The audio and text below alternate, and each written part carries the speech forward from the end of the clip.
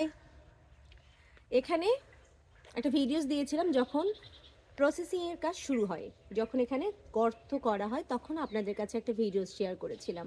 আমি তখন বলেও দিয়েছিলাম এটা কি কাজে ব্যবহৃত হবে এবং এটা কেন তৈরি করা হচ্ছে।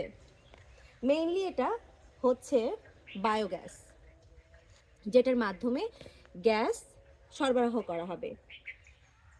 এটা হচ্ছে বায়োগ্যাস, যেখানে গোবর দিয়ে গ্যাসটাকে উৎপাদন করা হবে।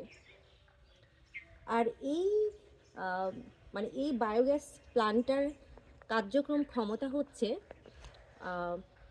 এটা 8টা চুলা জ্বলবে 7 ঘন্টা। তো এটা এখনো শুরু হয়নি কাজটা, মানে কাজটা কমপ্লিট হয়ে গেছে, কিন্তু এটা মানে এটা রেডি হয়ে গেছে।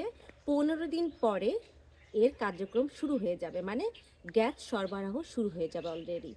এখন বাংলাদেশে প্রচুর পরিমাণ হচ্ছে গ্যাসের সংকট, গ্যাসের সিলিন্ডার পাওয়া যাচ্ছে না, আর যাদের সাপ্লাই গ্যাস তাদের ভীষণ ভালো। এই জন্য একটা অল্টারনেটিভ ওয়ে থাকলে খারাপ হয় না।